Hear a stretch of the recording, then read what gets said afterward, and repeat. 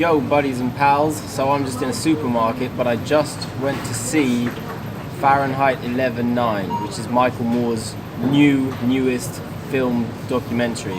I've seen all of Michael Moore's films, even his original TV show, Michael Moore's TV Nation. I still think his film Flint, Michigan is really probably his best film, or his Roger and Me film about Flint, where he comes from, and this harks back to that a little bit.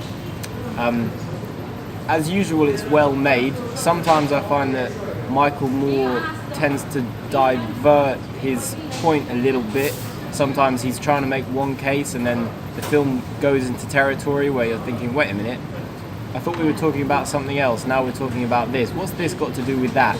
And sometimes it meanders a little bit, his tone, and that happens in this film.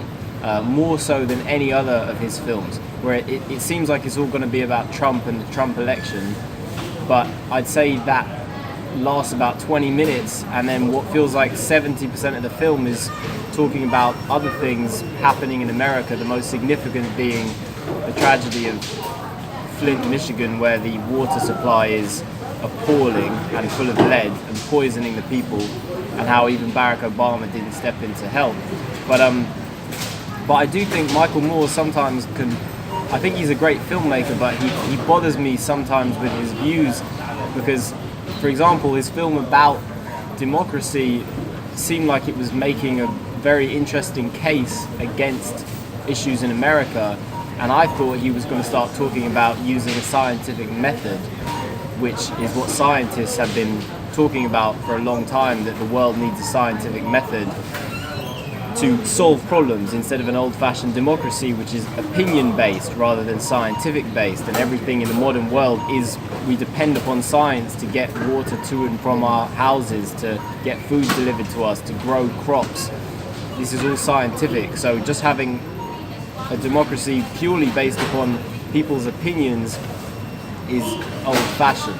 But he doesn't. Instead, in that film, he just goes, oh great, Obama's been elected, everything's going to be fine, which was a ridiculously kind of naive ending. And then, no surprise, now you got this 8 years later, and now even in this he references, okay, Obama seemed like the shining light, but he wasn't, and we had nothing but problems, or many problems, as a result of him too.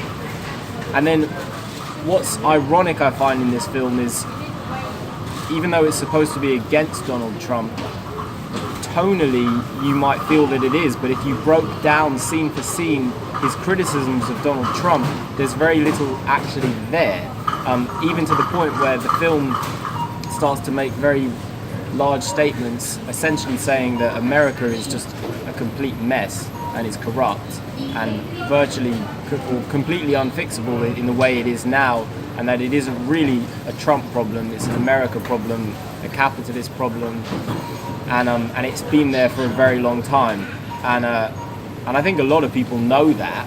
I think you have to be relatively naive to put all the blame onto one person's shoulders, but I would say one thing that bothers me about Michael Moore in this film is that he says things like, he criticizes strongly Trump's use of things like fake news, as if there is no such thing, and yet Michael Moore's made a career largely against fake news. Things like his original TV show, Michael Moore's TV Nation, was against things like fake news.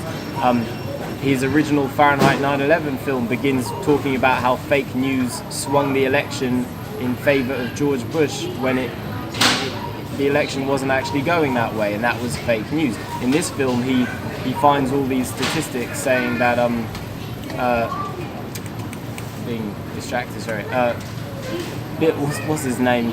One of the major presidents, Bernie Sanders, won something like 55 counties in the original elections, and because of fake news, and yeah, it was literally fake news. He shows it.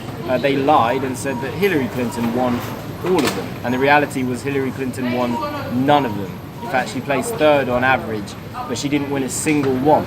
But fake news put forth this reality that she had won and she had beat Bernie Sanders, and Bernie Sanders had to step down because of that fake news. So he says in his own film, look how corrupt the news media is, and then he turns to Donald Trump and says, oh, look at him making this silly case about fake news, and it's like, Michael, you're kind of, he's saying the same thing you are.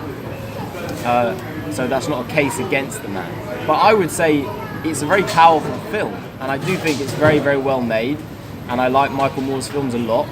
I think he's a very positive force, ultimately. And I think it's quite, I wouldn't say overwhelming, but it stays with you. It stays with you and it hits you quite hard. And I definitely think it's worth seeing. I think all his films are worth seeing, but watch them with an open mind, and there are things to be learned from it. But once in a while, just be mindful that's Michael Moore's opinion, that's not a complete fact. But some of the problems he highlights, it would have been a better film if he just said, like, The Mess of America, if he called it something like that, or America the Mess, and just showed you all these terrible things happening in America that the political system is not helping. And that would have been better, because trying to point the finger at Trump seems like just kind of a hokey way of getting the audience in, because it barely really seems like the film's about Trump at all, and there isn't much of an argument against Trump. But in terms of highlighting very serious problems with the USA, it's a very successful documentary in that regard. Very powerful, very well edited, very good music as usual. But it does meander in the middle for a bit too long, but it does come to a head, and it's nicely put together by the end. Anyway, I would recommend it. It is a powerful film, but I do think his arguments are a bit ironic when it comes to the Donald.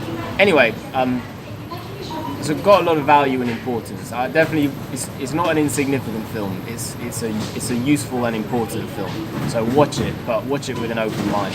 Anyway, that's my review of Fahrenheit 11/9, which, by the way, all of that comes from Ray Bradbury's book, Fahrenheit 9/11 was the name of the book, and that's where he took the name of his other film from. And originally Bradbury was against him taking that name, but just so you know, because that's a book worth reading. Anyway, that's it for now. Bye-bye.